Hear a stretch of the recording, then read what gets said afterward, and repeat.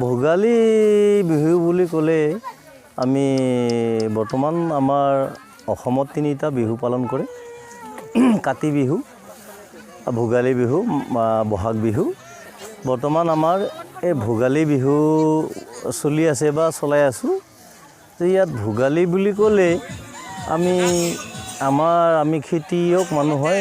অসমখনেই খেতি প্ৰধান দেশ, আমি সকলোৱে জানো যে আমি খেতি সামৰি সকলোৱে এসাঁজ খাওঁ বুলি আমি আজি এই উৰুকাৰ দিনত আমি সকলোৱে আয়োজন কৰি মাছে মঙহে যায়, যেনেকৈ পাৰে, যিয়ে সাধ্য অনুযায়ী যি পাৰে সেনেকৈ সকলোৱে খায় বহুত আনন্দৰে। আৰু ঠিক তেনেধৰণে আমিও আজি জয়পুৰ ৩ নম্বৰ খেলে আজি আমি সেই উৰুকাৰ ভোজটি ভোগালী বিহুৰ ভোজটি খাম বুলি আমি সকলোৱে যা যোগাৰ কৰা হৈছে বা কৰিছোঁ। আমাৰ বৰ্তমান ৩ নম্বৰলৈকে কাৰ্যসূচী চলি গ'লে আৰু 4 নম্বৰ কাৰ্যসূচী বৰ্তমান আছে।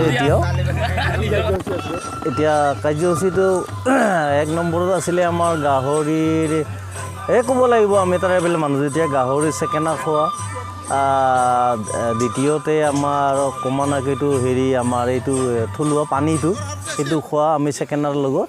এতিয়া তৃতীয় কাৰ্যসূচীটো আমাৰ এতিয়া ভাত আৰু লগতে মাছ মাংস ইত্যাদি কৰি গোটেইখিনি আমাৰ চলিব, সেইখিনি আমাৰ হ'ব, সেইটো আমাৰ চলি থাকিব। সেয়েহে আমি আজি এটা এনেকুৱা আমাৰ আনন্দ লাগে, আমি কৈ শেষ কৰিব নোৱাৰোঁ বা আমি মাত্ৰ অনুভৱেই কৰিব পাৰোঁ। আজি আমি কোন মাইনাসকল আছে, আমি মই আকৌ আগলৈকে যাব বিচাৰিছোঁ। আমাৰ ককা দেউতাহঁতে তেতিয়া খাইছিলে, তেতিয়া আমি অনুভৱ কৰিছিলোঁ। সৰু আছিলোঁ, আমি বাঁহৰ চুঙত পানী খাইছিলোঁ। আজিতো ষ্টিলৰ কাপ গিলাচ বা বাতি ইত্যাদি হৈ গ'ল। আমি এতিয়া বহুত উন্নত বুলি ক'ব বিচাৰিছোঁ। সেয়েহে আমি সেই দিনৰ অনুপাতে আজিও আমি এই যে পৰম্পৰা আমাৰ ভোগালী বিহু সেইটো আমি মানি চলি আছোঁ আৰু আমাৰ প্ৰজন্মই নিশ্চয় চলাব বা চলি থাকিব বুলি আমি আশা কৰিছোঁ। নমস্কাৰ। আমি অতীজৰে পৰা আমি ভোগালী বিহু এই পৰিয়ামঘাট অঞ্চল তথা মৈথমপুৰ পঞ্চায়ত এলেকাত আমি এই জয়পুৰ গাঁৱত আমি পাতি আহিছোঁ। আমাৰ আজককা দিনৰ পৰা আমি পাতি আহিছোঁ। সেয়েহে এই বিহু আমি এই ভোগালী বিহুটি পাতিছোঁ।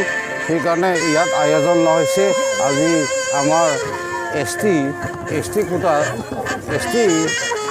হিচাপত আমি গাহৰি মাংস তথা মাছেৰে আমি হেৰি কৰিছোঁ আৰু এইবোৰ থাকে যে সুৰা এইবোৰ থাকে, সকলো জানে এছ টি মানুহ।